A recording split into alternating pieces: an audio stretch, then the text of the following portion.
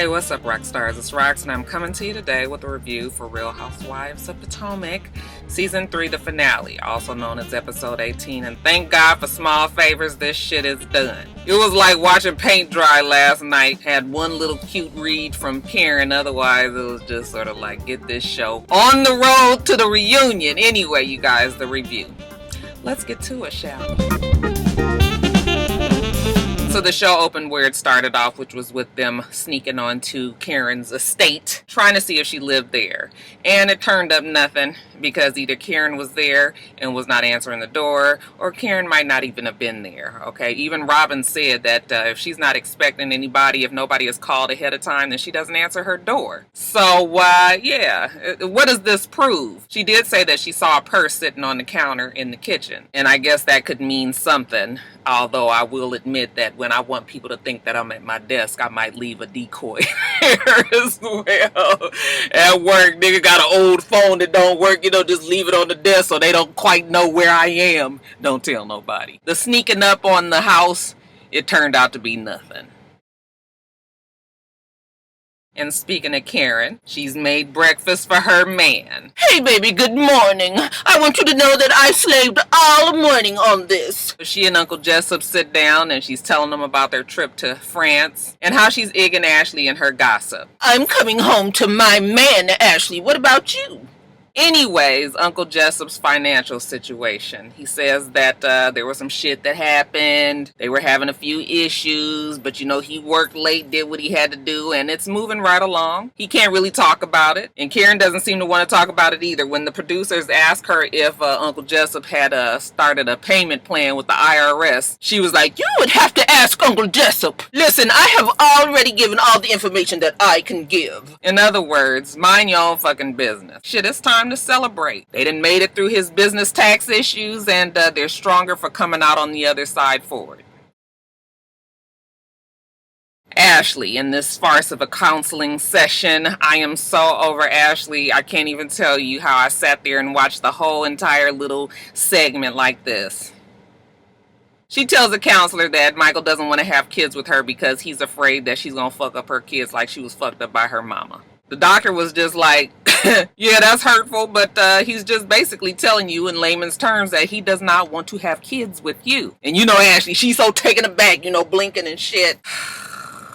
I was just like, girl, go get you a young man with some fucking money. Now, you done been on this show 3 seasons now. You had to have had enough exposure to some football player, somebody out there that wants some little light, bright young one. Nobody feel like sitting up here listening to this bullshit. The doctor tells her that if a baby is what she wants and it's a non-negotiable, then they need to have a conversation about it. So now it's time to have another conversation with Michael. She's telling him about France. Why does it always look like Michael's visiting her? Do they not live together any longer? Are they back together but still living apart? I don't know why none of these issues seem to get touched on the show. There's so many reads that get passed by when Ashley comes to mind. Anyway, Ashley is telling Michael about her trip to France and how Karen tried to come for their marriage. Okay, I was just like, you got your fucking nerve. You've been coming for Karen's marriage all season long. Michael's on Ashley's side. He don't know where she rents or pays her mortgage. So how dare she get upset that she's coming for her marriage? So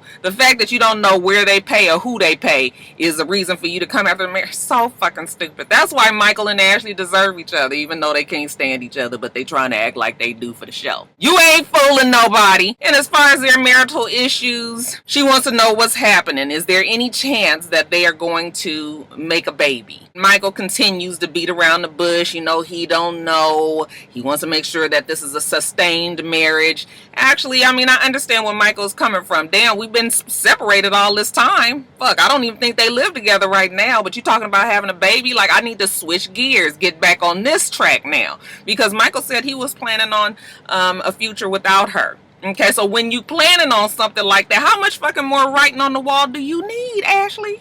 Oh, I can't stand that they are insulting our intelligence like this, you guys. Ashley says, though, she's planning on being with him, but he not, and you not neither. So this whole conversation that they had was like spinning their wheels because she says that she's not ready to leave him, give her till she's 30. All right, let her save up enough money from the nigga, and then maybe she'll be ready to go then.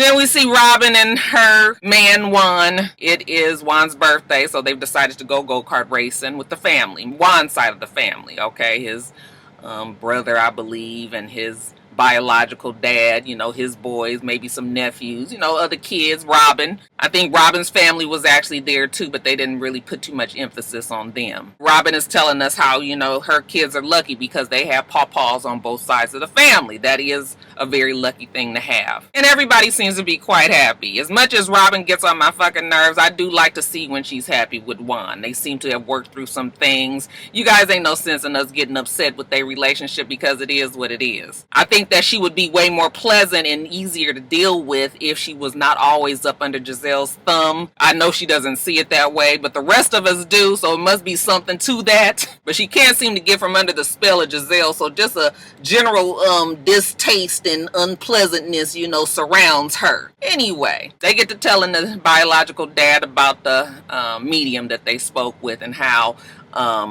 Juan's mama was like, even if she was alive, she was not ever going to say that the biological was the dad. Okay, honey, these old folks be taking that shit to the grave. That's the old school days. Nowadays, all your shit be on social media. But back in the day, it be all kind of family secrets that go down with the person that died. They tell them all about what the medium said, and the dad is saying, "Dang, that's kind of spooky, So they get a good little conversation off of that. Then both Juan and Robyn are telling the parents that even though Robyn had never met Juan's mom, that she likes Robyn and she thinks that Robyn is good for Juan. She's always had his back. What are you guys waiting for? Juan actually did admit that, it is a good thing that he has Robyn, that she's always been there. He seems to recognize that. As far as wedding bells, Robyn says, well, we don't know about all of that. It's baby steps. She wants it to be forever this time. I said, bitch, it is forever. You ain't never left a nigga. What you talking about? Anyway, child, they seem to be happy. And y'all know Rocky love, so even though the bitch get on my fucking nerves, we're good for them. And then, speaking of love, it's Candace's engagement party. She's talking to Chris, and she wants him to look at the engagement invitations. She says that she wants this to be a new beginning with her mama, her first foot out of independence. So this engagement party has to go perfect. Okay, Chris tells her that he did speak to one of his baby mamas and that the kids will be at the wedding and they'll be involved, and Candace is happy about that. She does say that when she's marrying Chris, she's marrying his family too, so his kids do need to be involved, all of them except for that oldest one. You guys know he has the 15-year-old with another baby mama and is contentious, and he has not seen that child since the baby was a baby. So he's feeling some kind of way, guilt, shame, not really sure where that relationship stands. He wants to reach out to him, but I imagine it will be hard trying to reach out. Hey son, how you doing? You ain't seen him in 12 years. He only 15, so he don't remember you. So he's a little upset about it, and Candace was like, I just can't imagine that young man not wanting to know you. But you gotta understand, Candace, that boys need their dads, and when their dads are not around, a lot of times they built up resentment. So as good of a guy that Chris is, his son don't know that side of him. So it probably will be a little bit of a hard pill to swallow for Chris's son. Chris says maybe he'll write a letter. Candace says, yeah, and that way you can express the mistakes that you made. Just own up to what you've done. And maybe that will work. We haven't heard anything else about Chris and his oldest child. Maybe what's wrong with my mouth? Maybe we'll hear more about it at the reunion. Now, the day of the engagement party, everybody is getting ready. Candace's family, I should say. Candace, her mom. Candace's stepfather stops on by, Ronnie. Okay, good looking. I was looking at Candace's mom. I was like, wait a minute, how old is Candace's mama? We look like we might actually be around the same age. I always thought her mom looked older, but then when I was looking at her yesterday when she was getting her makeup done, I was like, no, she don't look like she is as old as I thought that she was. While they was sitting there getting ready, the mama was her regular shady self. When they talking about Chris being in the family's life and how Candace is so lucky, Candace's mom was like, yeah, Candace, you lucky as well that once you marry Chris and you have a baby by him, you're gonna be baby mama number 3. I fight for that, Chris. I was like, ooh, that mom is so shady. You saw Candace's sister was trying to stop her, but baby, once mama gets on the road, she don't stop. But then mama tries to pull it back and says, it's okay though, because we all family. And even you with all your goddamn baby mamas and kids, I guess you part of the family too. Candace says, this is a hard time for her mom because it's been her and her mom all this time, and she has to let go now. And maybe that leaves a bitter taste in the mom's mouth. And I was just like, well, it actually looked like the mama pulling in the sun, if you ask me. But we get on to this engagement party, and everyone is there. It's friends, it's family. Okay, we have the cast there. Monique gets there with her man Chris. Did you guys see that Sharice walked in and there was some man walking behind her? I was just like, who is this? They did not say. We see Karen. She walks in with Uncle Jessup. Even Ashley and Michael get there and fake the funk. Talking about she puts forth this front with Michael, but inside they feel lost. Bitch, you know exactly where you at. So they get there, and the white side of Ashley done brought this fucking bonsai plant. And, Candace was like, what the hell is this? She was like, this is a bonsai plant. You can water it. This for good luck for your relationship and all that. Candace was like, oh, okay, thank you. We see the green-eyed monsters on their way there. Giselle and Robyn still discussing whether or not that damn Karen lives in that house. I swear they have absolutely nothing else to talk about in their lives. But once they get there, the gang is all here. Okay, all the girls sit down on this long couch together. Chris, he has a presentation for him. He's talking, rambling on about the bubble soccer and how the shit was a little bit disastrous. He didn't have napkins for everybody. So this time he's prepared. That's right. He's got napkins for everybody. And this time they have everyone's name embroidered on it. Okay, real cute. Ashley sees her target and she says, Karen, are you ignoring me? Of course, Ashley. Ashley says that she's happy to see that Karen is wearing her ring. Candace, you're happy she's wearing her ring? Ashley, just let it go. Let it go, babe. What do you mean that you're happy that she's wearing her ring? I am. I'm happy she's wearing her ring. It just feels like a dig. What? I'm happy. You just want my attention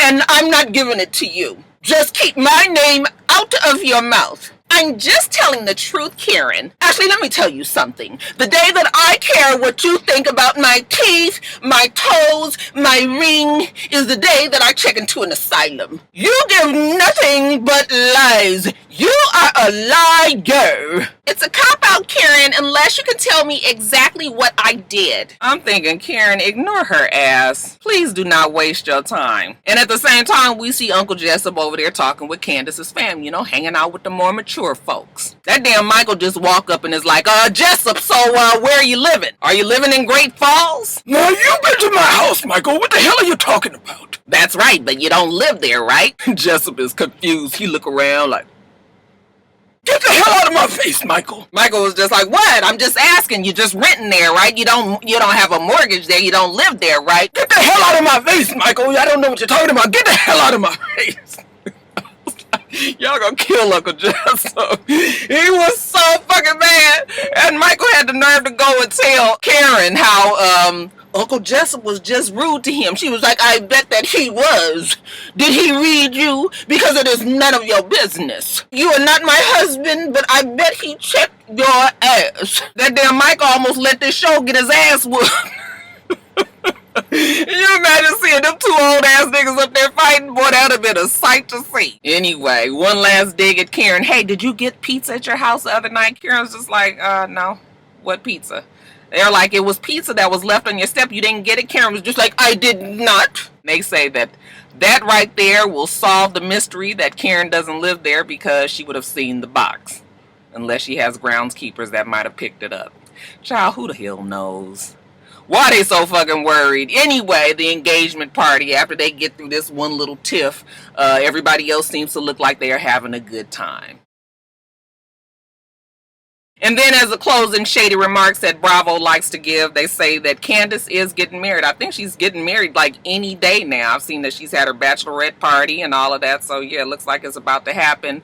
And the green-eyed monsters will not be there. They say that Ashley and Michael are still together. It was their 30th birthday. They traveled somewhere. She prayed to some penis somewhere, child, whatever. Giselle is with a man from her past. Who might that be? They say that Monique is pregnant, which we already knew, and that she also gets daily tuss and rub downs from Chris. Oh, and the mama don't know yet. They say that Robyn, in her keen business sense, has lost yet another $35,000 to a janky construction worker. Child, that girl will never learn, will she? And then they said that she had did a G.I. Jane after that, and I was like, what the hell does that mean? Did she cut all her hair off? And then, child, we saw the unfortunate clips from the reunion coming up, and I was like, child, now she didn't look like she cut her hair off. That looked like that was a wig or some sort of 27 piece or some shit, but I was like, girl, absolutely not. No way.